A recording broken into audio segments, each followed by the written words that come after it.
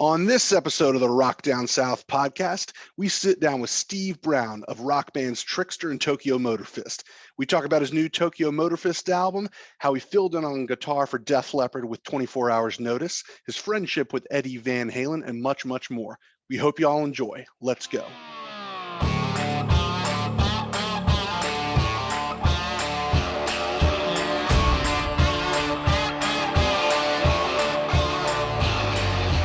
Welcome to the Rock Down South podcast. Thank you so much for listening to the show today. I'm Mark, and my friends and I decided to create this podcast to focus exclusively on music interviews that we do. We're all massive fans of music and attend far too many concerts each year. If this is your first time listening, definitely check out our sister show called People Down South, where we interview a variety of inspiring individuals on their views on work and life. We hope you enjoy this interview Gil, Joe, and I did with Steve Brown, lead guitarist for TRIXTER and Tokyo Motor Fist. He's a super entertaining guy who's extremely talented. Not only is he an amazing guitar player and singer, but he's also the main songwriter and producer for his bands. Steve's a really cool guy with some amazing stories. I think you guys will really dig this one. So without further ado, here's the interview. Hey, Steve, how are you today? I'm doing fantastic, guys. How are you? Absolutely great. So glad to have you on the show. Thank you so much. Fantastic. I'm looking forward. I know this has been a long time in the making, so I'm looking forward to chatting with you guys. Thanks for having me on. Absolutely. It's our pleasure. So let's start with a little bit of background. You're from New Jersey originally, right? Where are you living these days? You bet. Still living in New Jersey, baby, the Garden State. I'm up in northern New Jersey. I'm about 45 minutes outside of New York City in the mountains in New Jersey. I live on a lake in a beautiful town up here. And that's what I tell people when I'm on the road, you know, when back when we used to tour or whatever, I would say, man, I live in the mountains in New Jersey. And they go, no, you don't live there. No mountains in New Jersey. I go, yeah, man, there are mountains and lakes and beaches. It's great, man. I'm a Jersey guy through and through. That's awesome. Thank you so much for jumping on the podcast today. We really appreciate it. I was really wanting to talk to you. And one of the cool things that I thought about you, Steve, is that you're still pretty young for having a band that started up in the 80s. Thank you so much, man. I appreciate that. Yeah, I know TRIXTER came on the scene at the tail end of the 80s rock scene there. Were you 20 years old when that first album came out in 1990? No, I was 19. I got signed when I was 18 and the record came out in May of 1990 and I was still 19 years old. PJ was 17 and yeah, we were youngins for sure. That's pretty cool. What was that time period like professionally and personally? I know it was probably a lot at the time for a 19-year-old. Yeah, man. You know, so let's even go back even earlier, you know, to 1983. I was 12 years old when I started TRIXTER. You know, want to go really way back. So 1983 was with the beginning of the glory years of the, you know, 80s hard rock scene, if you will. You know, Van Halen was king in my book, you know, the greatest band ever. And that's all I ever wanted to be was Eddie Van Halen. And so when I'd already been playing guitar probably for about 4 or 5 years at that point, and I saw Van Halen on the Diver Down tour in 1982, and I said, that's the kind of band that I'm going to start. I want a band that's fun, that all the girls like, smiling, you know, not very much different than a lot of the heavy metal that was out where everybody's scowling and looking angry and looking like they're in pain. I love the whole thing with Eddie Van Halen and David Lee Roth, Michael Anthony, Alex. Those guys are drinking, partying on stage. And that's what I did when I formed TRIXTER. I wanted it to be fun. I wanted it to be, you know, nothing but a good time, you know, to steal something from Poison. But, you know, the 80s, I was influenced by all of those great bands. You know, it was Van Halen, Kiss, Cheap Trick, Ozzy, Def Leppard, Bon Jovi, Rat, Dokken, all the great bands, you know, and especially, you know, for me as a guitar player, it was the greatest time to ever grow up. You know, you had the beginnings, you know, the beginnings start with the king, Ed Van Halen, and then you had Randy Rhoads, you had You had Jakey Lee, then you had Brad Gillis, you had Steve Vai, you had Warren DeMartini, George Lynch, just all these incredible guitar players that I owe a lot to, because I learned from them and learned from their bands and learned how to write songs.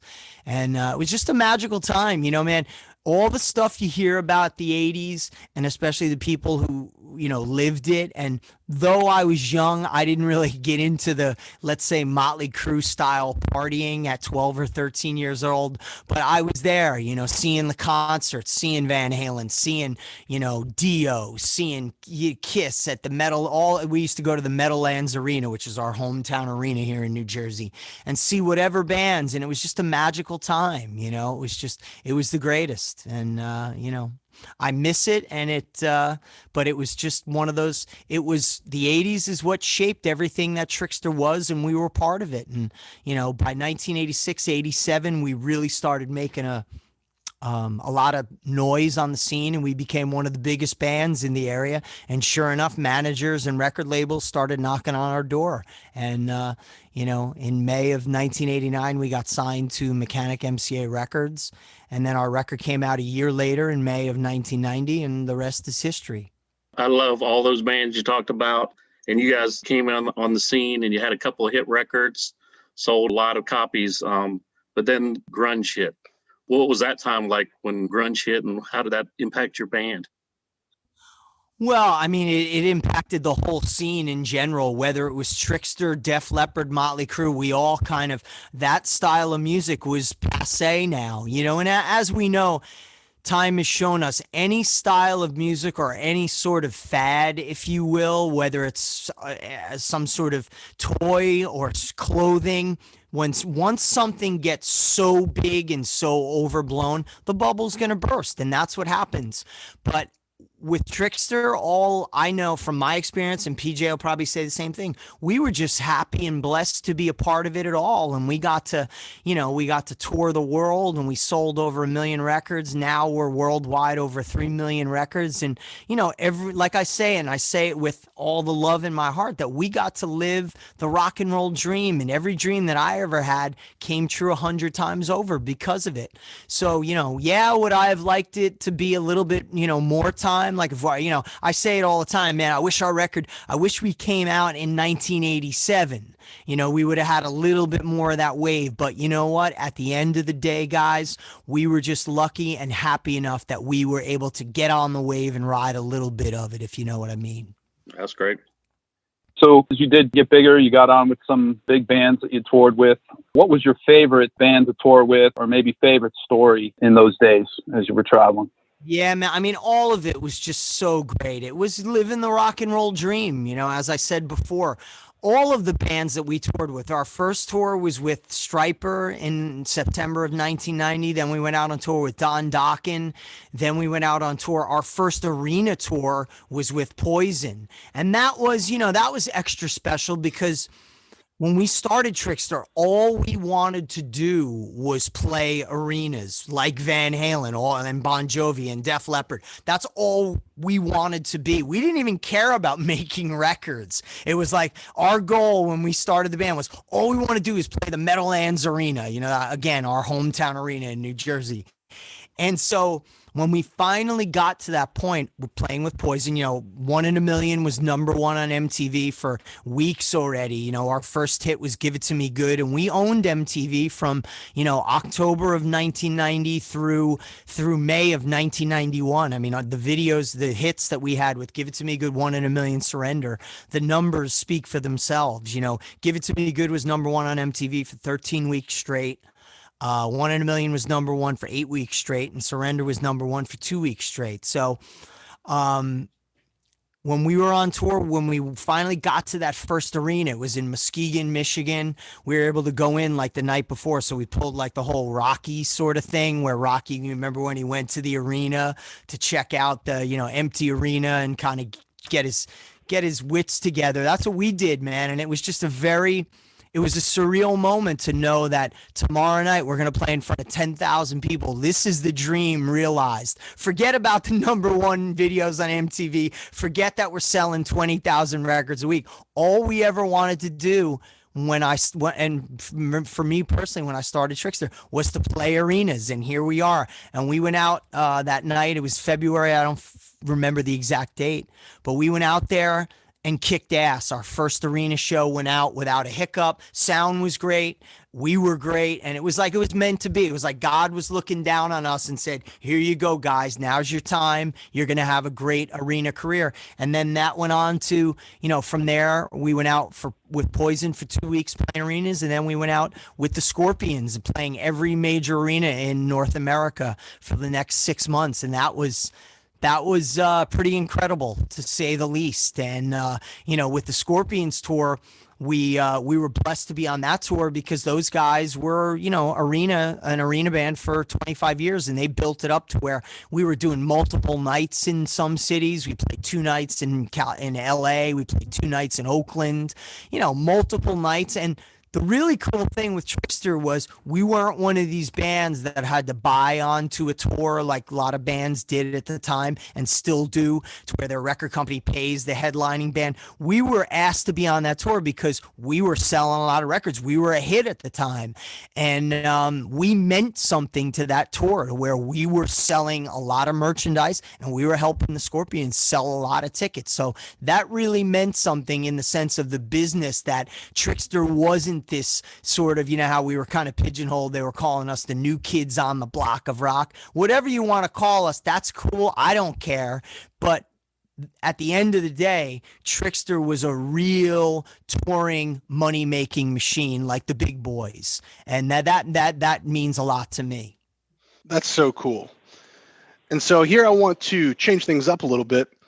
Let's talk about your latest release, Lions, by your band Tokyo Motor Fist. Such a fun album, a really positive and fun experience that we definitely need right now. I love that album.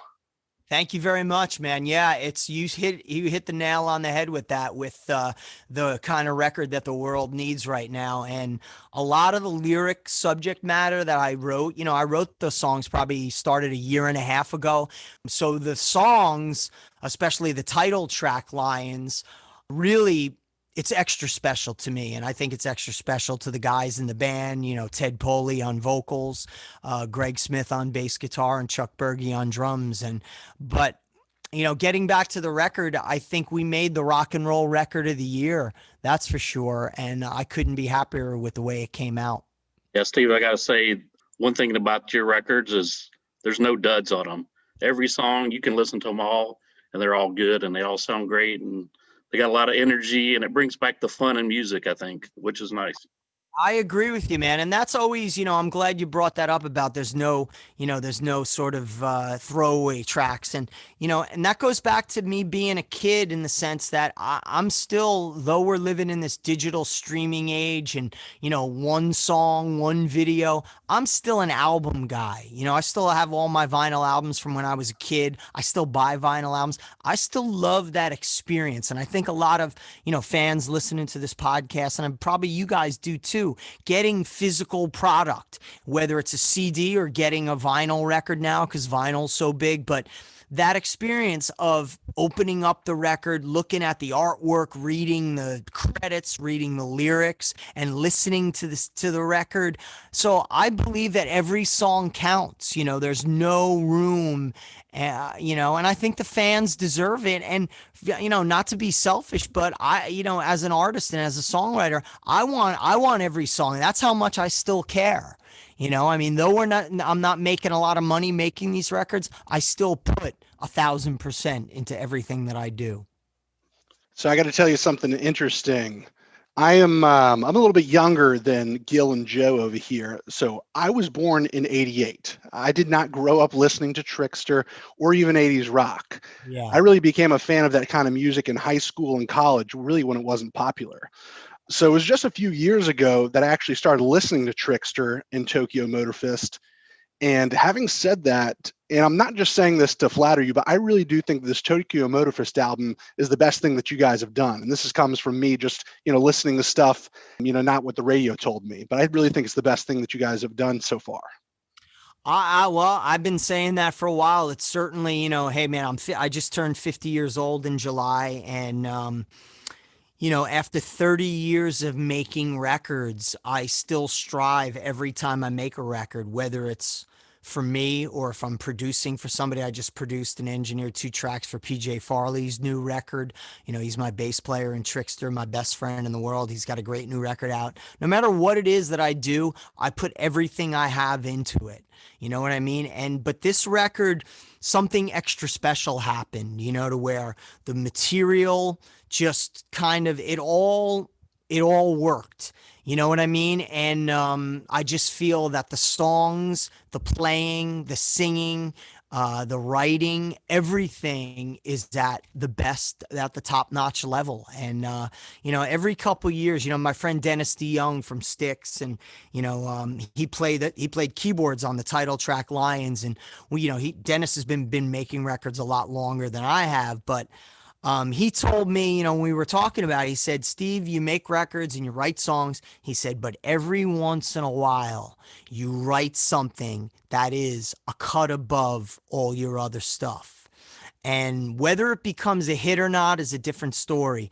But your fans and for yourself, you're going to know that feeling. And I certainly got that feeling while I was making this record. I just knew that I just was going, you know what, man, this record really is extra special. And you know, Dennis's voice rang true and rang in my head all the time. Like, man, the old man was right when he said that, you know? That's funny. So one of the things that I really love about this album is it doesn't sound like it came out in 1988. It has that classic energy and feel, but it has a modern and kind of evolved sound. And I don't think it's just the production quality. I think, yeah, you're right. I mean, look, this is what we do. Look, we're on Frontiers Records, and we got to give a shout out to them. That, you know, Serafino, Mario, and Nick over at Frontiers. I've made a lot of records with them. I made 2 TRIXTER records, New Audio Machine and Human Era. For TRIXTER, and then now we're on our second Tokyo Motor Fist record. They make no bones about what they want from when they sign me or any of my projects to a deal. They want 80s inspired. They want what we do best, and I have no problem giving it to them. But with that being said, the production of it is definitely lends itself to a little bit of a modern, you know, a modern day thing where it's got that big low end. It's got everything, you know, like I said, man, there's something for everybody on this record. And that is, you know, and that really means a lot to me. But I like that you said that, because that's something that I focus on, because I want it to sound current. And I want you to be able to put it up against whatever new is on the radio, even if it's Five Finger Death Punch, if it's, you know, Alter Bridge. If you put our record on and A/B it with one of those records, it sounds just as good. Absolutely. And I know you've said in other interviews that you wear your influences on your sleeve, and I just totally love how you did that. You could definitely hear that Def Leppard influence here with those strong and prominent backup vocals. And I just personally love that style. You know, when that chorus hits and those backup vocals are just as important, if not more important than the lead vocals. That whole style, I'm just a huge fan of. Yeah, well, you got it, man. I can tell you're a fan because you explained it perfectly. Yeah, and that's kind of, you know, that's a big thing that I've learned, you know, over the last, you know, 30, almost 40 years of being a Def Leppard fan, and especially a Mutt Lange fan. You know, their producer, Mutt Lange, who is, in my opinion, the greatest rock producer ever, him and Ted Templeman. You know, when I'm in my studio working, you know, I always sit here and my go-to slogan is, what would Def Leppard and Mutt Lange do, and what would Van Halen do? What would Ted Templeman do? You know, what would Eddie Van Halen do? So, you know, I think if you listen to the record, you can hear tons of Def Leppard influence, tons of Van Halen influence, certainly some Motley Crue, you know, with the low end, Bon Jovi, of course. And I think that's really cool. And I'm not here reinventing the wheel. All I'm trying to do is make the best possible music for myself, for my band, and most importantly for the fans who love melodic hard rock, because that's what it is. I think you definitely accomplished that. So did you write all the music and all the lyrics? Is that 100% you? Yeah, pretty much. I mean, the only song on this record that I didn't write all of was the last song, Winner Takes All, which is funny story about Winner Takes All. That was written by our drummer, Chuck Berge, and he wrote that song, I'm going to say 35 years ago. He wrote it way in the 80s, probably when he was in Rainbow, and he had his wife, Amy, sing on it. Chuck's wife, Amy, and Chuck were both in Meatloaf together in the mid 80s. And that's how they met. And so he gave me this cassette because, again, being that I'm the producer, engineer, songwriter, everything, I always tell the other guys, man, if you guys have some ideas, bring them to me. Chuck was the only one who gave me something, and he gave me this song. He actually gave me a cassette of it, and I transferred it into Pro Tools, and I listened to it, and the demo, it sounded like something that would be on the Top Gun soundtrack, very 80s, drum machine. And if you listen to Winner Takes All, and you probably put a really dated 80s production to it, you could hear that. But I heard something very unique in the song, and I said to him, I said, man, I think I could really make something cool with this. So I messed around with it, gave it the drop D Van Halen Fair Warning, guitar tuning to heavy it up. I added some 5150 OU812 style keyboards, Eddie Van Halen, because I played a ton of keyboards on this record, so that's really neat in itself. But that was it. So, and Winner Takes All, that's become one of the fan favorites, especially in Europe. All the interviews I've been doing over in Europe, they're like, oh, Steve, we love Winner Takes All. That's a great song. With that was a bad German accent, but yeah, that's a great tune. So I read in previous interviews, you said when you got the gig to help fill in for Def Leppard, that one of the things that helped you get that was your ability to sing. Did you ever consider being the lead vocalist for Tokyo Motor Fist? not really. I mean, look, people ask me that all the time. And so to go back, some other bands you guys need to check out of mine, if you can find it online, which I'm sure you can. There's 40 Foot Ringo, which was one of my great bands that should have been huge after Trickster. Early 2000s, we were kind of like Cheap Trick, Atomic Cheap Trick. I used to call it Atomic Pop, but really cool Green Day style. That's me all singing lead. After that, there was another band called Stereo Fallout, which is killer, more modern rock, me singing lead vocal, playing guitar as well. So I don't really have that itch to have me be the lead singer. For the last couple of years, I've been singing for Trickster. He's singing a lot, playing guitar and singing, and it's kind of, I love doing it, but it's not really my thing. But I got to tell you, Frontiers was the one who came to me. They were like, we want you, will you do a record with Ted Poley? And so it's obvious that Ted's going to be the singer. But in Tokyo Motor Fist, and as you guys were talking about before, if you listen to the record, I sing on 60% of every song. All those background vocals, all the harmonies, that's me. So I'm there. But I don't really, again, Ted was brought in to be the singer, and he does a great job interpreting my songs, because when I write, I basically give the guys finished masters, and I tell, like, Ted, it's with me singing. I said, here's me singing. I want you to take it and take this melody line. You kind of stick to what's there, but make it your own and be comfortable. And same thing with Greg on bass and Chuck. I program pretty intricate drum programs. I leave nothing to chance, as you can imagine. So, and all of the guys take what I give it and they take it to the next level. And that's what truly makes it a band effort, because if they didn't do that, it would be a solo record.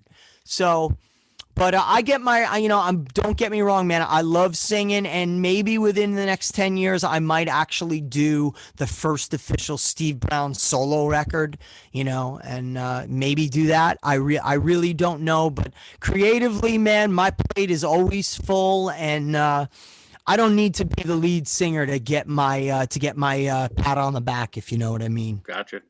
Seems like you like to run around a lot on stage too, so that I guess you can't really do that when you're trying to sing and play guitar at the same time. Yeah, it definitely, it's hard doing scissor kicks when you get back on the microphone. Again, I started Trickster because I wanted to be Eddie Van Halen. You know what I mean? That's all I ever wanted to be.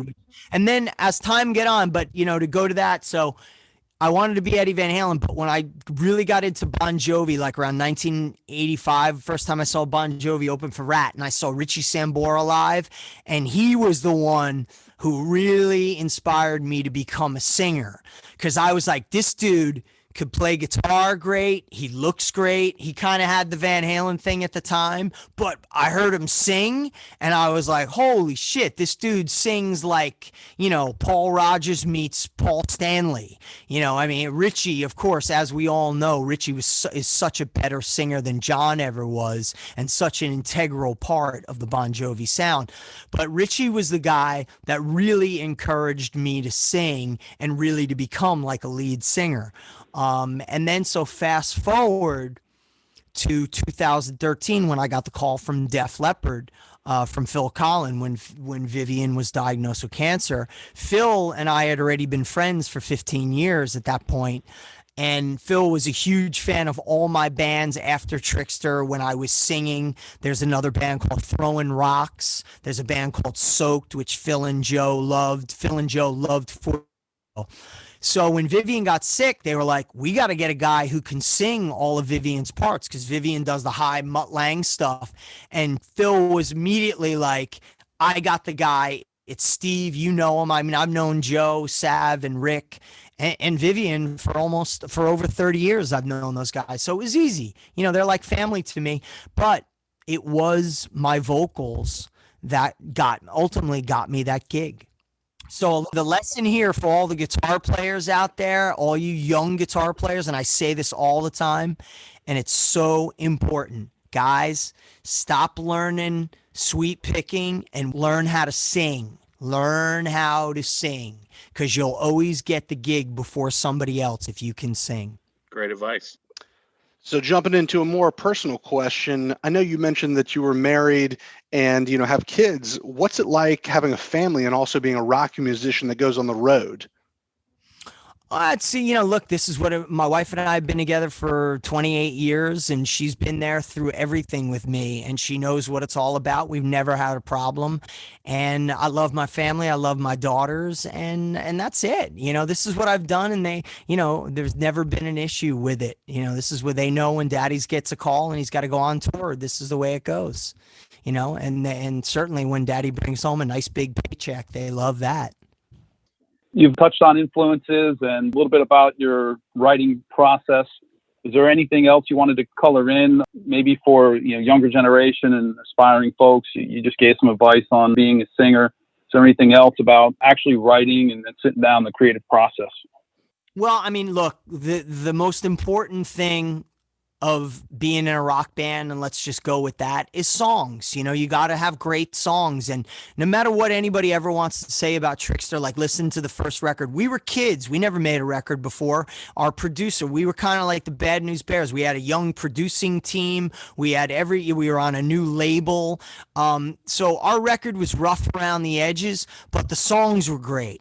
The bottom line is a song like One in a Million, a song like Heart of Steel, Give It to Me Good. If you give those to any of the bands, if Bon Jovi recorded One in a Million, it would be a huge hit for them. It was a hit for us, but if Bon Jovi cut it, it was a great song. If Bryan Adams cut it, Richard Marx did One in a Million, be a huge hit. Great songs. Songs are everything.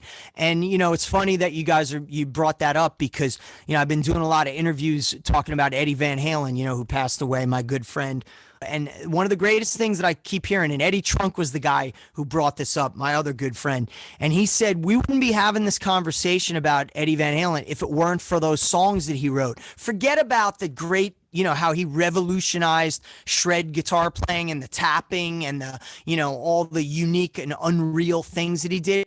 Let's not forget, Van Halen, first and foremost, had great songs, great pop hard rock songs. So that's the most important part of it all, and I really see nowadays a trend that I'm not happy with, where guys, especially guitar players, they're so into filming themselves playing super fast, and how fast can I play, and how can I do this crazy arpeggio or upside down or eight fingers, where, like, dude, work on your songwriting, work on your engineering, learn how to record yourself, get your own recording studio, learn how to sing, forget all that stuff.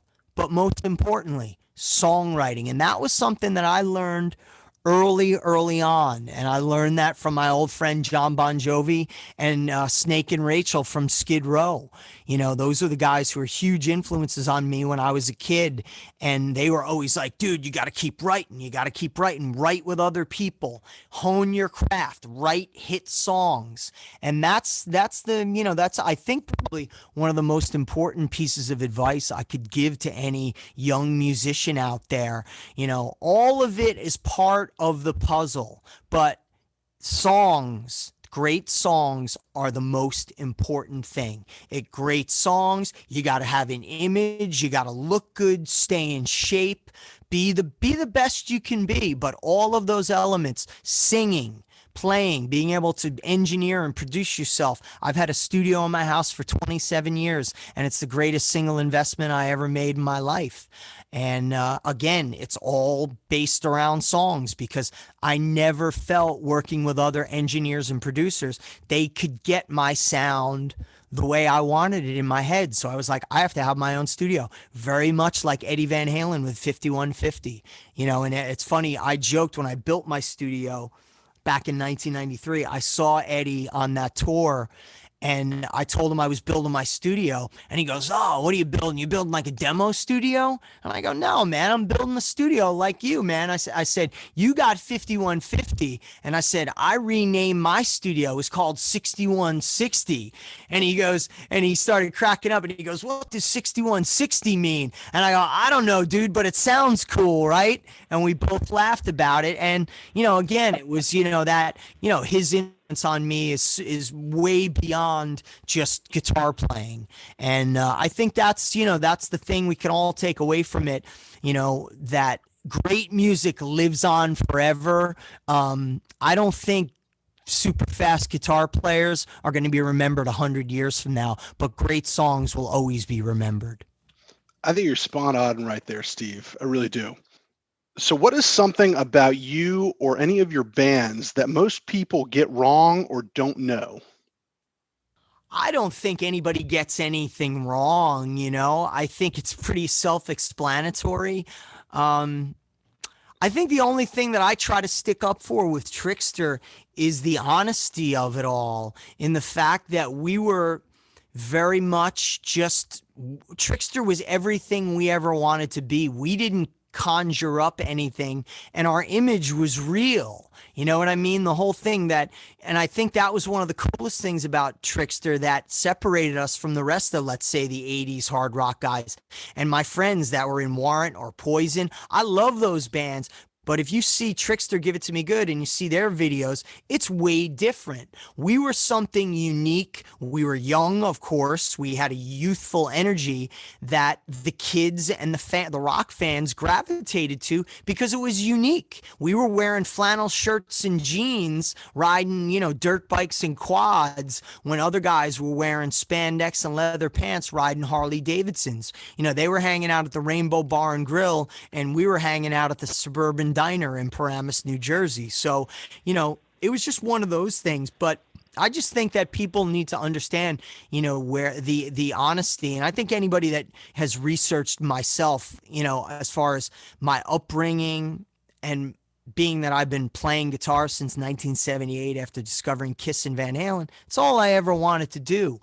And the fact that I wear my influences on my sleeve is nothing but love for the bands that I love, and that at 50 years old, guys, I'm still a fan like I was when I was a 10-year-old kid.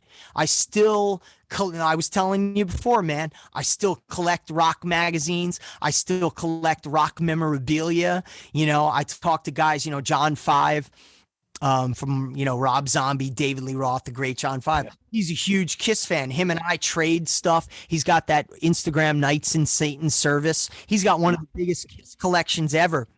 Him and I trade stuff, and I help sell stuff for him, and it's just incredible. So that thing, when I was a kid, that initial spark of what rock and roll did to me, has never left me. I still get that same feeling. And I still get that feeling in February, a couple months ago in February before the pandemic broke out. The last concert I went to was Kiss and David Lee Roth out in Allentown, Pennsylvania. And again, dude, listen, I'm friends with those guys. I get to go backstage and hang out with everybody. But you know what? I still get excited.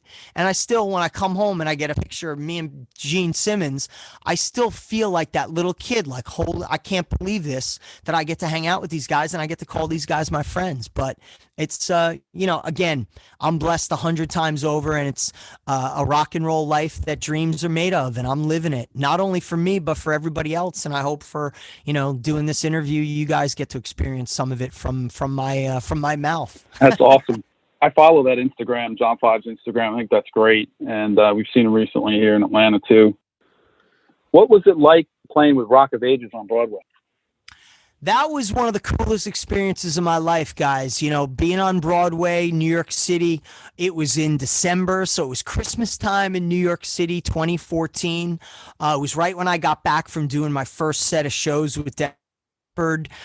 So that makes it even, that much more special. What a year I had, playing Wembley Stadium, playing other gigs, 5 gigs with Def Leppard. And then a month later, here I am on stage on Broadway, playing in Rock of Ages. I got Paul Hoekstra from Whitesnake and Night Ranger, my good friend who got me that gig to fill in for him. And it was a dream, man. Broadway, it was one of the coolest things. I got to tell you, I never worked harder on a show or a project in my life, because Broadway, when you're a fill-in guitar player, you don't get rehearsal. You have to be ready. They throw you up on stage, and it's like, dude, you better know what you're doing, or else you're gonna get blown away. And luckily, I was prepared, and it was some of the greatest nights of my life. I did like 8 shows. And it was great because, like I said, it was Christmas time, New York City. It was a little snow on the ground. My family all came in different nights to different shows, so it was magical, man. It was something I'll never forget. You seem to thrive under pressure, learning stuff pretty fast with a little notice. Yeah, that's kind of been my calling card, with Def Leppard and Dennis DeYoung. And there's a bunch of other bands that I can't mention, big bands that have called me for emergency situations. Yeah, I think that's should be on my new business card. Steve Brown, guy who can learn 16 songs, sing, look cool, jump around, play great guitar. If you need him in 24 hours notice, he's your guy. The Wembley show, was that the biggest crowd you ever played for? It was, yeah, the Def Leppard Wembley show. So that's a great story, because that was going to be my first Def Leppard show. It was my first time ever going to London. And so it was kind of like, wow, Def Leppard, way to throw me to the lions really, really quick. Like, no little club show, theater show to get me warmed up. Let's just throw Steve out in front of 90,000 people at the world's most famous stadium, for an NFL pregame in front of 1 billion people on TV. And but I wasn't nervous, man. I was so prepared, and again, the Def Leppard band guys and the organization, they treat me like I'm family, and they're family to me. So there was no weirdness, and we just went out and did a great job, and it was incredible. Yeah, that's great. I think when we saw Def Leppard here a number of years ago, you had done the previous show in Birmingham the night before, but I think I was supposed to do Atlanta too, man, but that's a whole nother story altogether. So as we've talked a lot about the legends, the pioneers, the old hard rock and heavy metal bands, are there any newer bands that you listen to these days, any that you like or think have some potential? I'm really happy when a new band comes out. There's this great new band in Jersey that's starting to do some good stuff called The Revel that I really dig. Another Jersey band, Ours, O-U-R-S, this guy, Jimmy Necco, who's a dear friend. He's got a new record that's coming out that's just tremendous. But I just got the new AC/DC that I love, man. I got an advance of some of the songs and just blown away. Dennis DeYoung's new record. I dig that Dirty Honey band. That I think they're really cool, old school rock and roll. It's always cool when you hear like these new bands come out. Greta Van Fleet. I mean, we all know they're doing the Zeppelin trip, but it's just really cool, and it's good for rock and roll when something new comes out. And I have a 21-year-old daughter, and she goes, "Dad, you heard of this band? Dirty Honey, or have you heard of this band, The Struts? I love The Struts." And I go, "Yeah." And hey, have you ever heard of Led Zeppelin? Why don't you put that on and hear where Greta Van Fleet got their influences from? Or the Struts, if you put on Queen, you know what I mean? But whatever it takes to get the youth of the world to listen to rock and roll is good in my book. So I'm really digging all the new music that's coming out. I'm really digging my buddy Andy James, who's a great shred guitar player. I'm really into a lot of that new music, a lot of the like so-called, guitar music and whatnot, instrumental guitar players. But Andy James, I just love the way that guy plays. I love his stuff. And, that's really it. I mean, honestly, guys, I'm always so busy writing and producing for myself and for other people. I don't really have that much time to dig deep into stuff. Over the last couple of weeks, I got to be honest, man, I've been on such a Van Halen, tear, listening to all of the Van Halen stuff, and just, it's sort of my therapy, my way of healing with dealing with Ed's loss, and Ed's passing, and it's just a way for me to do it, and just kind of going, man, I forgot about this song, or I forgot about, how great this record was. What was I listening to? Diver Down, man. I love Diver Down, even though the critics slag it, and even Eddie never really liked it because there were so many covers. I love that record. I love everything Van Halen ever did. So, but as far as new stuff, man, I'm just, hopeful that there's going to be some, great rock and roll coming out. I'm working on a bunch of new stuff. I don't know when it's going to come out. It's kind of not really the best time to release new music because you can't go out and play shows and tour and support it. So it's a little tough. That's awesome. Completely understand. So these next 3 questions that we're going to ask are what we close with and what we ask everybody. So first question, what would you tell your 21-year-old self? I would tell my 21-year-old self the same thing I said to myself when I was 21. Enjoy every moment of your life. And when I was 21, I was on tour with Warrant Firehouse, playing in front of 10, 20, 30, 40,000 people a night. And I knew it never lasts forever. But one thing I can tell you guys and everybody out there listening, I enjoyed every moment of it to the fullest. I was present. I wasn't drugged out in an alcohol-induced coma. I was there present for every moment of it, and it was the greatest time in my life. And just to the key of it all, and even at 50 years old, enjoy every day. And let's go to TRIXTER New Audio Machine, the song that I wrote, PJ and I wrote. It's called Live for the Day. And the lyric of it is live for the day, because tomorrow may never come. And those words mean a lot, and especially as you get older. And over the last couple of years, I've lost a lot of dear friends. A lot of tragic things have happened in my life with losing band members. My best friend died last year in a tragic car accident. And, of course, losing Eddie Van Halen, my hero and my friend, a couple weeks ago. So you have to learn to just enjoy and treasure and cherish every moment that you have, whether it's rock and roll related. If you go to a concert, look around and take it all in, because it might be the last concert you ever see. Or when you're with your friends and your family, tell people you love them, because you never know when you're going to see them again, if something terrible happens. So that's really it, man. That was always my thing. I was raised, my parents were great people, and they always taught me to appreciate every moment you have in life. Be respectful of people, be nice to people, and good things will happen to you. And for me, guys, I've had a life that most people dream of, and I'm very cognizant of that, and I'm very, very blessed to be here and be doing this. So, man, sorry for your loss. It's definitely been a rough year.